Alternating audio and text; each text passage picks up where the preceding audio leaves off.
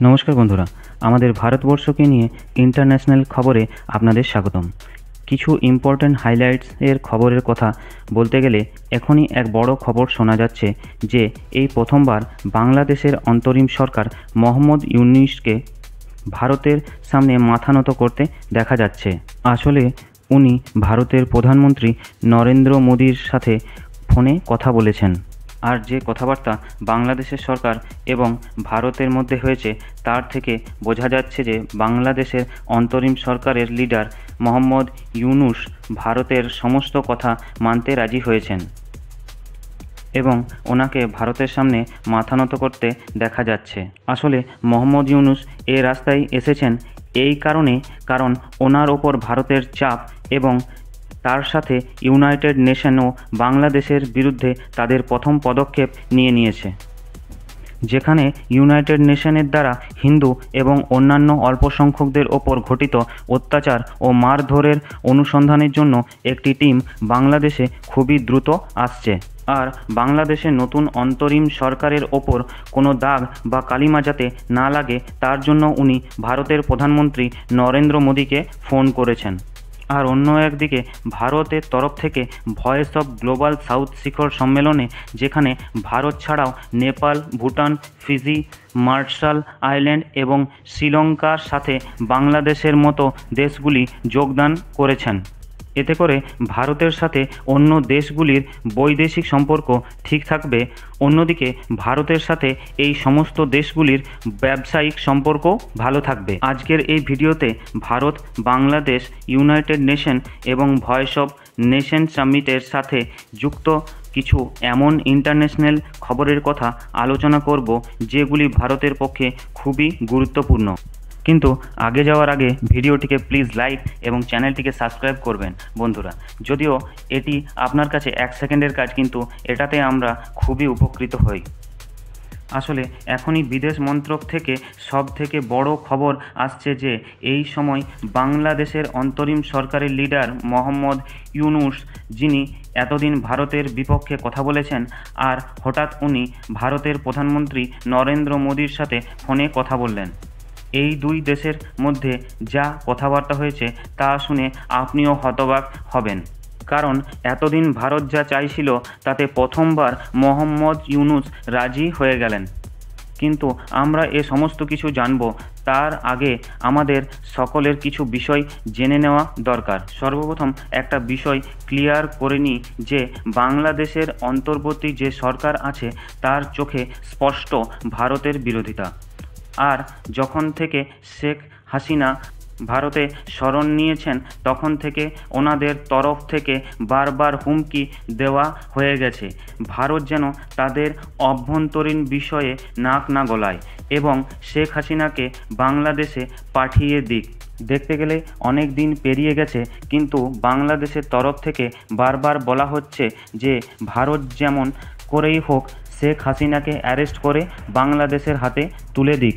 যদিও শেখ হাসিনা নিজেই নিজের দেশ যেতে চাইছেন, কিন্তু যতক্ষণ না সেখানকার পরিস্থিতি স্বাভাবিক হচ্ছে ওনার যাওয়া ঠিক হবে না। কারণ ওনার ছেলেও বলেছেন যে এই পরিস্থিতিতে উনি বাংলাদেশে এলে আন্দোলনকারীরা ওনার বিরুদ্ধে চড়াও হবেন, যেটার অনুমান আপনি এই খবরেই বুঝতে পারবেন।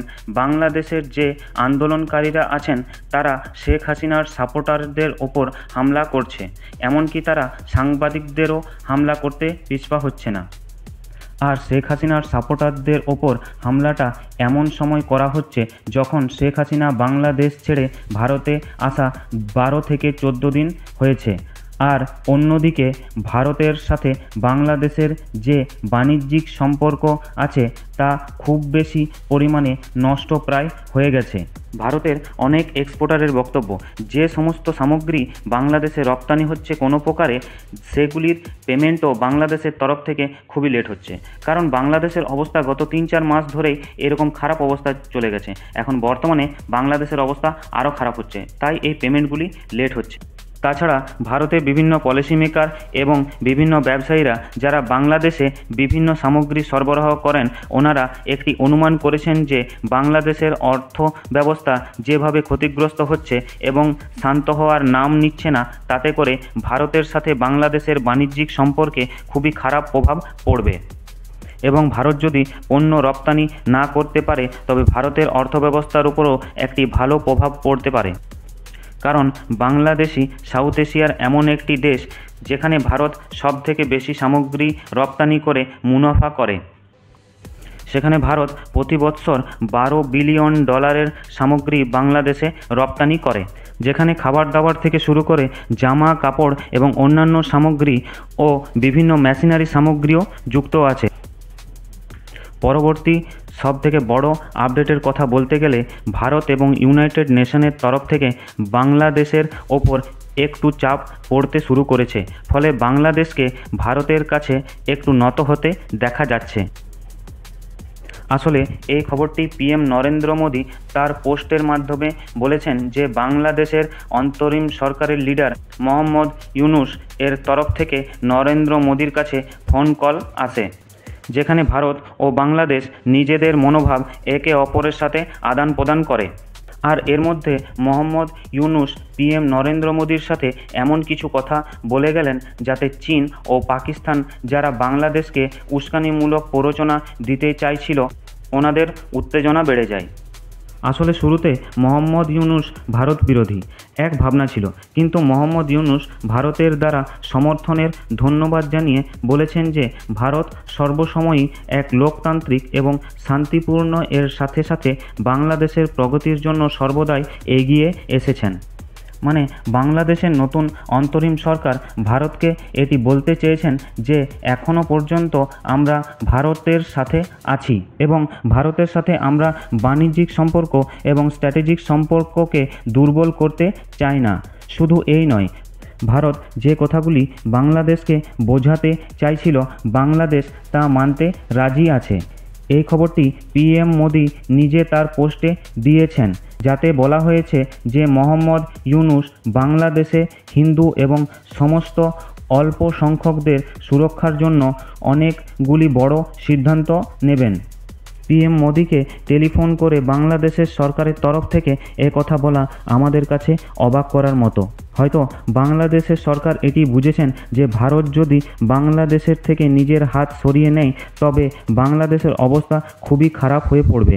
কারণ একদিকে যেমন বাংলাদেশ পুরোপুরি ভারতের উপর নির্ভরশীল, অন্যদিকে ইউনাইটেড নেশনও বাংলাদেশের বিরুদ্ধে পদক্ষেপ নিতে শুরু করেছেন এবং ওনাদের তরফ থেকে বাংলাদেশে যে অত্যাচার চলছে তার ইনকোয়ারির জন্য একটি বড় টিম পাঠানো হচ্ছে। আর এর মধ্যে Voice of Global South summit ভারতের দ্বারা হোস্ট করা হয়েছে, যেখানে Bhutan, Mauritius, Nepal, Fiji, Marshall Island এবং শ্রীলঙ্কার সাথে সাথে বাংলাদেশের মোহাম্মদ ইউনূসও ছিলেন, যেখানে ভারত এই দেশগুলির সাথে মিলে আগে পথ চলার উপর জোর দিয়েছেন। বাকি আপনাদের কি মনে হয় যে বাংলাদেশের অন্তরিম সরকার যে বিশ্বাস দিয়েছেন তাতে হিন্দু এবং অন্যান্য অল্প সংখ্যকদের উপর হওয়া অত্যাচার কি বন্ধ হবে? বাংলাদেশ কি কোনো বড় সিদ্ধান্ত নেবে না? কমেন্ট বক্সে অবশ্যই জানাবেন বন্ধুরা। আর ভিডিওটি ভালো লাগলে কমেন্ট বক্সে অবশ্যই জানাবেন, আর ভিডিওটিকে লাইক করে শেয়ার করবেন এবং চ্যানেলটিকে অবশ্যই সাবস্ক্রাইব করবেন। ধন্যবাদ বন্ধুরা।